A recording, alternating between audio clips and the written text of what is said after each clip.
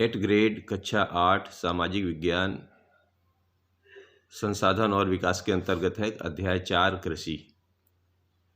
तो जी इसमें पहला प्रश्न दिया है कि पौधे से परिष्कृत उत्पाद तक के रूपांतरण में कितनी आर्थिक क्रियाएं सम्मिलित हैं, लिखिए। तो जी इसमें लिख देना है पौधे से परिष्कृत उत्पाद तक के रूपांतरण में 3 आर्थिक क्रियाएं सम्मिलित हैं। पहला प्राथमिक क्रियाएं, इसमें उत्पादन और निष्कर्षण होता है। द्वितीय क्रियाओं में लिख दीजिए कि संसाधनों का प्रसंस्करण होता है। और तृतीयक में लिख दीजिए प्राथमिक एवं द्वितीय क्रियाओं को सेवा कार्यों द्वारा सहयोग दिया जाता है। अब कृषि क्रियाकलाप के लिए क्या क्या आवश्यक है?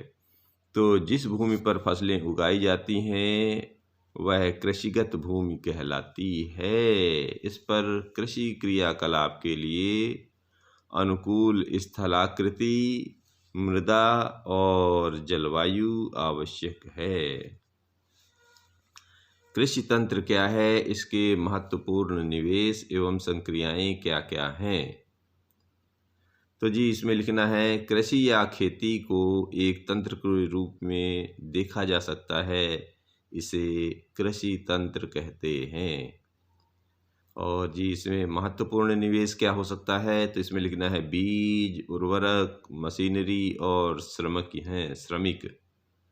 और जी इसकी महत्वपूर्ण संक्रियाओं में लिख दीजिए जुताई, बुआई, सिंचाई, निराई और कटाई है।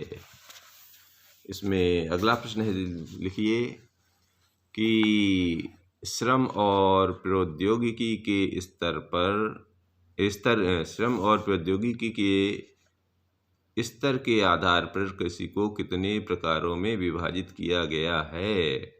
तो श्रम और प्रौद्योगिकी के स्तर के आधार पर कृषि को 2 प्रकारों में विभाजित किया जा सकता है। एक है निर्वाह कृषि और जी दूसरा है वाणिज्यिक कृषि।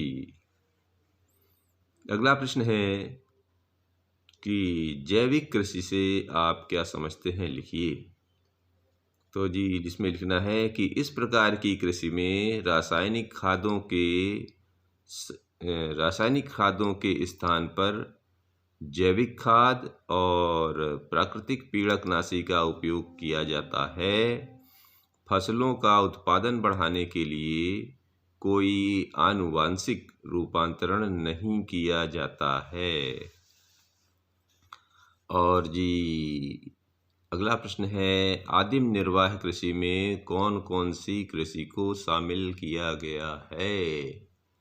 तो जी इसमें लिखना है आदिम निर्वाह कृषि में निम्नलिखित कृषि को शामिल किया गया है। एक है स्थानांतरी कृषि और है जी दूसरा चलवासी पशुचारण। अगला प्रश्न लीजिए इसी में कि जी मिश्रित कृषि क्या है, यह किन किन देशों में प्रचलित है?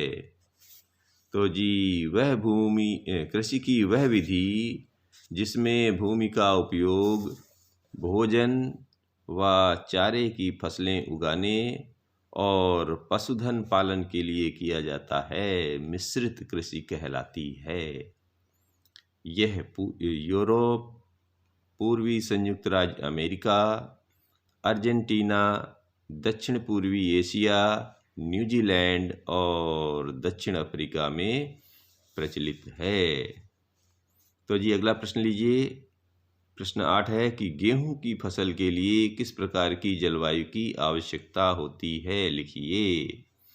तो जी लिखना है गेहूं की फसल के लिए गेहूं के वर्धन काल में मध्यम तापमान एवं वर्षा और शस्य कर्तन अर्थात फसल की कटाई के समय तेज धूप की आवश्यकता होती है। इसका विकास सुअपवाहित दुमट मृदा में सर्वोत्तम ढंग से होता है। भारत में यह शीत ऋतु में उगाया जाता है, ये भी लिख दीजिए, ठीक रहेगा। आगे चलते हैं। प्रश्नों की कपास की खेती के लिए किस प्रकार की जलवायु व मृदा उपयुक्त होती है, लिखिए। तो जी शुरू करते हैं। कपास की खेती के लिए उच्च तापमान, हल्की वर्षा, 200 से 210 पाला रहित दिन और तेज चमकीली धूप की आवश्यकता होती है। और इसमें थोड़ा सा और लिख दीजिए कि कपास की खेती के लिए काली और जलोढ़ मृदा सर्वोत्तम एवं उपयुक्त होती है। इसी का जी आखिरी प्रश्न है इस पाठ का कि खाद्य सुरक्षा से क्या आशय है। तो जी आंसर लिखना है कि खाद्य सुरक्षा से आशय, खाद्य सुरक्षा तभी बनी रहती है जब सभी व्यक्तियों को क्रियाशील और स्वस्थ जीवन जीने के लिए आहार की आवश्यकता और प्राथमिकता के आधार पर हर समय पर्याप्त, सुरक्षित और पौष्टिक खाद्य की सुविधा उपलब्ध हो। धन्यवाद जी।